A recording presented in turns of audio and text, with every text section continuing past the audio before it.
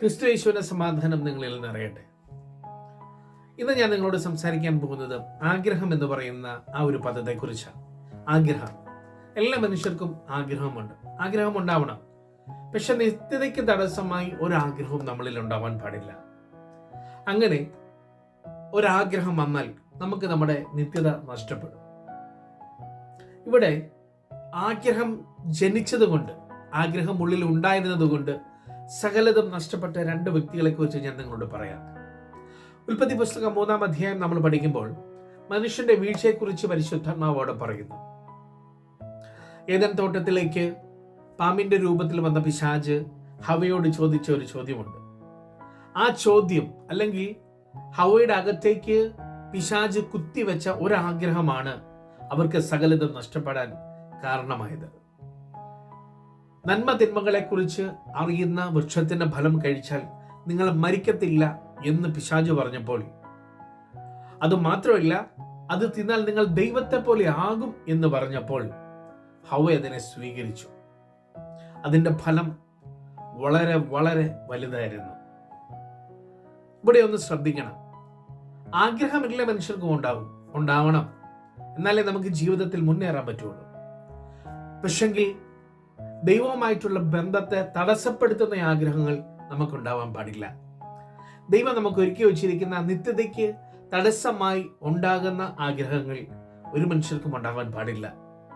ഇവിടെ കണ്ടോ, ഒരൊറ്റ ആഗ്രഹമാണ് ഹവ്വയുടെ ഉള്ളിലേക്ക് പിശാച് കുത്തിവെച്ചത്. നിങ്ങൾ ദൈവത്തെ പോലെ ആകും. അവിടെ ശരിക്കും പറഞ്ഞു കഴിഞ്ഞാൽ ഹവ്വ എന്താണ് ആഗ്രഹിച്ചത്? ദൈവത്തെ പോലെ ആകാൻ, നന്മ തിന്മകളെ കുറിച്ച് അറിയുന്നവരാകാൻ. അവിടെ ആ ഒരു പദത്തിന് വളരെയധികം പ്രാധാന്യമുണ്ട്. നിങ്ങൾ ദൈവത്തെ പോലെ ആകും. എന്നെ ശ്രദ്ധിക്കുന്ന എൻ്റെ പോലും സഹോദരങ്ങളെ, ഈ കാലഘട്ടത്തിലും നമ്മളൊന്ന് ശ്രദ്ധിക്കണം.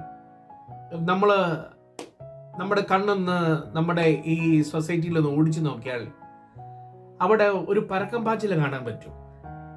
എല്ലാം വെട്ടിപ്പിടിക്കാൻ, കീഴടക്കാൻ, അല്ലെങ്കിൽ ഒരാൾക്ക് ഇന്നതുണ്ട് എനിക്കും അതുപോലെ ആകണം എന്നുള്ള ഒരാഗ്രഹത്തിൽ മനുഷ്യൻ പോരാടുന്നത് കാണാൻ കഴിയും.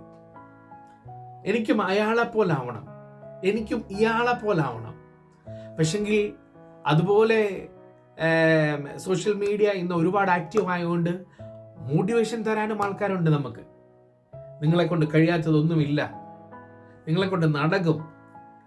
പക്ഷെങ്കിൽ അവിടെ ഇല്ല, നമ്മൾ ശ്രദ്ധിക്കണം. നമ്മുടെ ആഗ്രഹങ്ങൾ ദൈവത്തിനും കൂടെ, ദൈവത്തിൻ്റെ പദ്ധതിക്കും കൂടെ ചേർന്നതാണോ എന്ന് നമ്മളൊന്ന് ചിന്തിക്കണം.